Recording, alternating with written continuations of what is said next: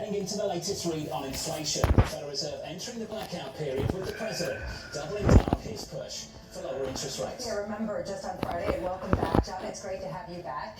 Just on Friday, we got a Truth Social post from Donald Trump saying, go for a full point of rocket fuel, telling Jay Powell to really cut significantly. We do get CPI on Wednesday at a time that Friday, good economic data meant bad news for rates markets, particularly in the close-term markets, the near-term debt markets. It raises a question, how much momentum actually is in the economy at a time when you do have equities near all-time highs? You've circled the right dates on the calendar. Wednesday, Thursday, CPI, PPI, about the data, it's about your debt supply.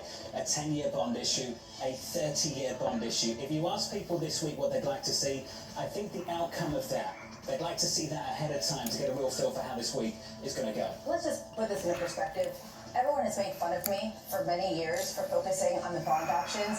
Everyone's joined me. They've come this way. We have made bond auctions great again. We have $39 billion of 10-year notes being sold on Wednesday. And then we have $22 billion of 30-year notes on Thursday. Two key risk events to gauge just how much demand there is for assets that a lot of people say are very difficult to really get your hands around. It really raises a question about how much CPI data really goes into this versus some other dynamic or even some of the trade negotiations that we see going on in London right now. So let's talk about the trade talks. Anne-Marie's over in London this morning. We'll catch up with her in just a moment. Personnel's interesting. Commerce Secretary Howard Lutnick is in the mix. It's good cut back cut with him and Secretary Besson maybe. Objectives. What are the objectives for these talks this week in London? That's the key question. Ultimately, are you getting some sort of parameter for what the strategic decoupling is going to look like, what the contours of this relationship are going to be?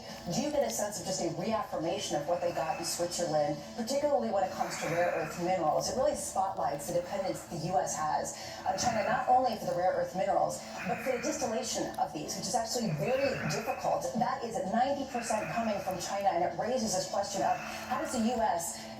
have a lot of cars at a time where they are so dependent on China for elements that really go into cars, into military equipment, into our phones.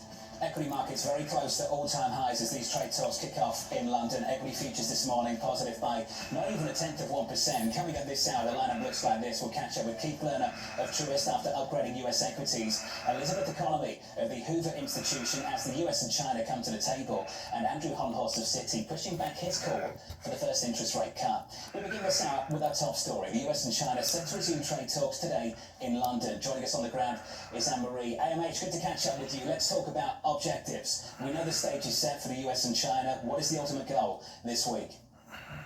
Well, Jonathan, it depends. For Washington, the objective is really to make sure that they can get access to those rare earths, those magnets that are things like mobile phones, the high-tech and defense industries. And this is something we heard Kevin Hassett, the NEC director, talk about over the weekend. He wants to see a more advanced pace of those rare earths and magnets coming into the United States. And he said on the phone call that President Trump had with Xi Jinping, which set up the second round of talks. Remember, the first round was in Geneva just about a month ago. He said that President Trump said, let's meet somewhere, let's meet in London, and let's have a handshake when it comes to this. For Beijing, what is critical here, and you really insinuated at the top of the program there, talking about the personnel changes. There's another individual that is now going to be joining Secretary Besson and Ambassador Jameson Greer, and that's the Commerce Secretary, Howard Lutnick.